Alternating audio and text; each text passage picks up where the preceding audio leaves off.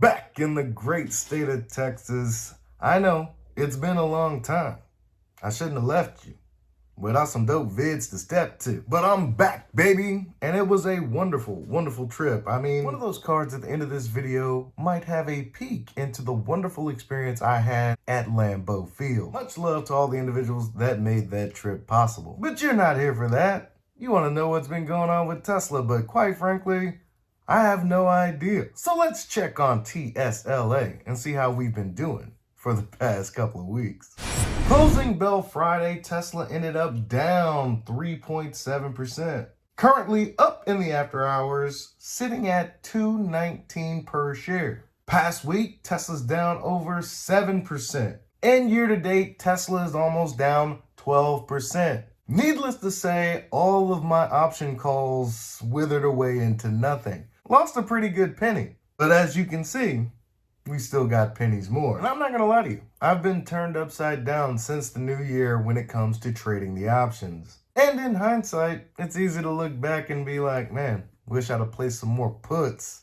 But instead of doing that, I placed a call set to expire in the middle of July. This could prove foolhardy, as when I placed that call, Tesla was sitting somewhere around 228 or so. We currently sit below 220, and I've lost over 25% on this investment.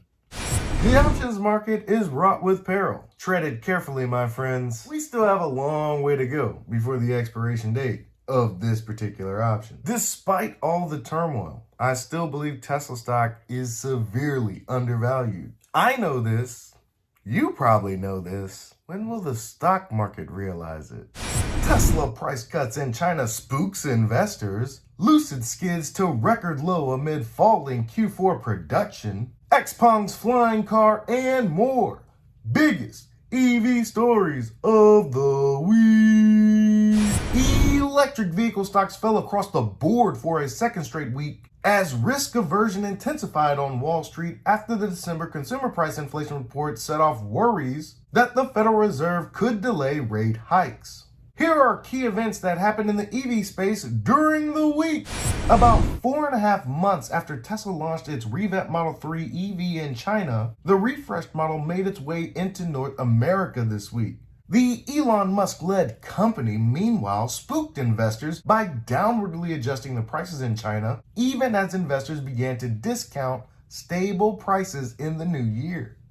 Price cuts aren't going anywhere, people. The name of the game is delivering as many vehicles as you can produce. Making gobs of money happens after the owner takes control of the vehicle. And despite the price cuts, Tesla will maintain industry-leading margins when selling battery electric vehicles. In another negative headline, HERTZ made a U-turn by shifting its allegiance back to gas-powered vehicles. In a filing with the SEC, the company said it decided to sell about 20,000 EVs from its U.S. fleet and reinvest a portion of the proceeds to buy ICE vehicles. This is an about-face from its stance in 2021, when it agreed to add 100,000 Tesla Model 3s to its fleet. Tesla went on to add Model Y to the order earlier this year. Not sure how much this is business as usual. ICE vehicles aren't going anywhere, at least for the next decade or so. This seems a tad bit sensational, but sure, it is what it is.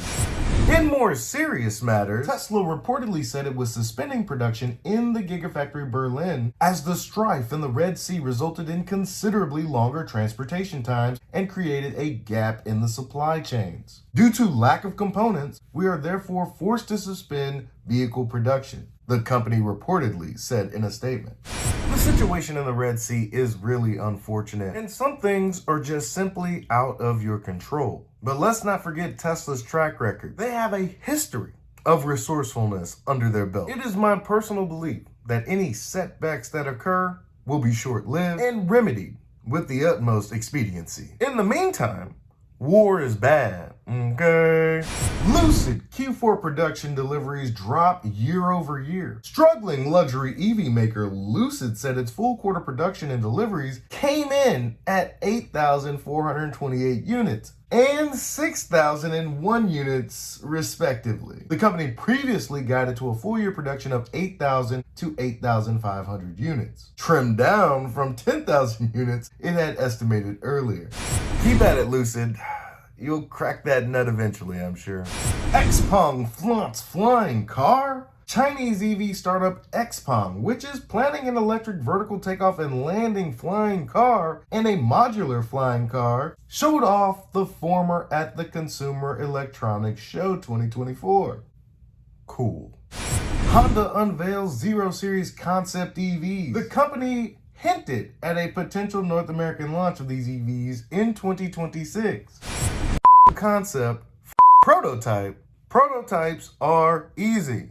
Manufacturing at scale, that's the trick, folks. Well, I guess that's it for the EV news of last week. Markets are closed today in observation of MLK Day. This seems like a nice way to enter back into the daily videos. I was going to get started earlier, but when I did my research, there was a lot of noise about how Elon Musk's drug use is a problem. And personally, I was like, nah, I don't think I'm going to dive right back in with this nonsense. And I'm actually kind of glad this article didn't pay any attention to that. I mean, the way they were talking, it seemed like Elon Musk needed to be in a rehab center. Instead, we give him all of this power. A ridiculous level of sensationalism. But I don't want to talk about it. I don't want to talk about it. That's all I've got for you today.